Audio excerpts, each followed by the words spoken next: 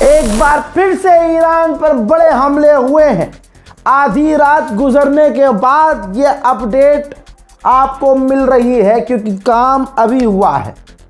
Iran पर पिछले 48 घंटे में कई बड़े हमले हुए, लेकिन अभी जो हमला हुआ वो और एक लेवल अप था, यानी बड़ा हमला था।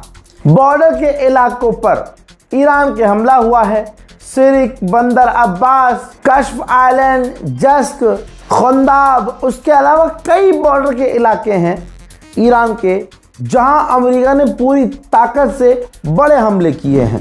बंदर अब्बास पर जो हमला हुआ, हमले जो बहुत अलग अलग जगह कई जगह हुए, लेकिन इन हमलों में बंदर अब्बास पर जो हमला हुआ है उसी का एक वीडियो है, देखिए।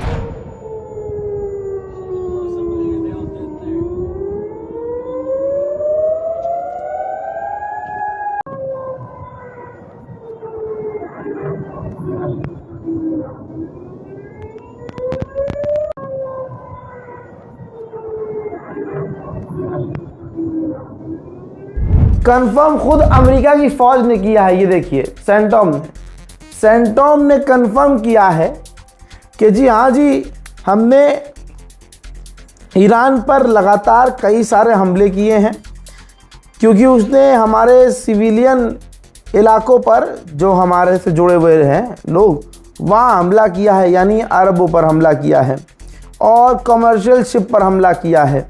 और इसलिए किया है ताकि जो कमर्शियल जहाज़ हैं हमारे, वो स्ट्रेट ऑफ हॉर्मुज़ से बिना फीस दिए, बिना रोक टोक निकल सके।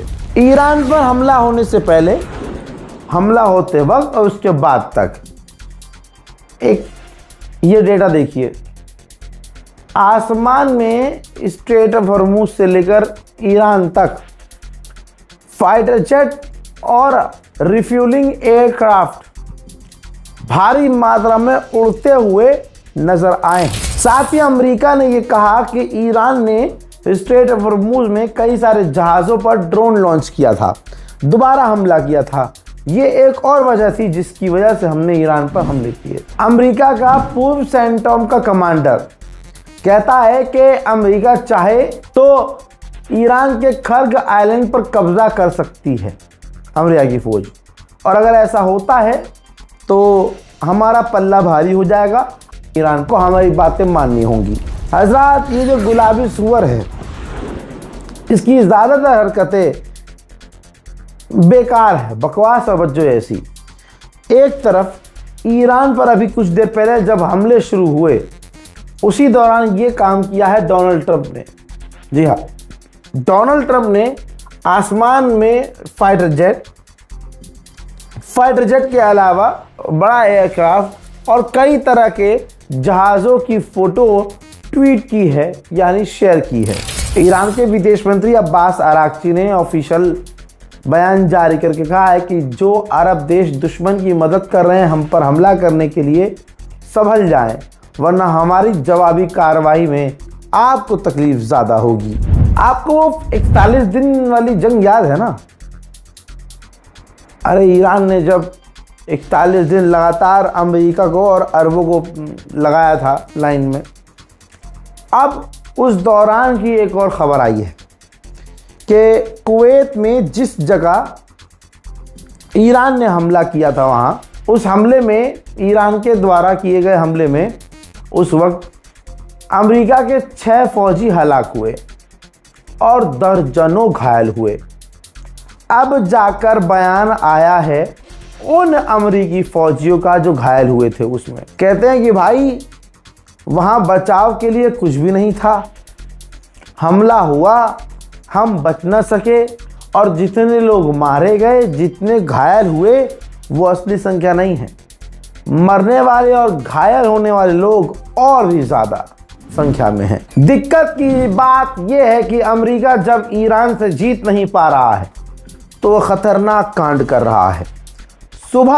बीती सुबह ईरान के ऊपर जो हमला अमेरिका ने किया, सैटेलाइट इमेज देखिए, जानबूझकर ईरान के ऐसी जगह पर हमला किया, यानी बुशहर न्यूक्लियर पावर प्लांट के बेहद करीब हमला किया कि अब डर पैदा हो गया है कि अगर न्यूक्लियर रिएक्टर या केमिकल या किसी तरह की गैस लीक हो गई तो पूरे इलाके समेत जो खतरनाक गैस है वो पर्शियन गल्फ तक फैल जाएगी। इसराइल ने कहा है कि ईरान डायरेक्ट हमला इसराइल पर इसलिए नहीं कर रहा है क्योंकि इसराइल को पता है कि फिर जंग बहुत ज़्यादा बढ़ जाएगी और उसके बाद हम पर अगर हमला होता है तो अमेरिका तुरंत नेतन्याहू को परमिशन दे देगा ईरान पर हमला करने के लिए,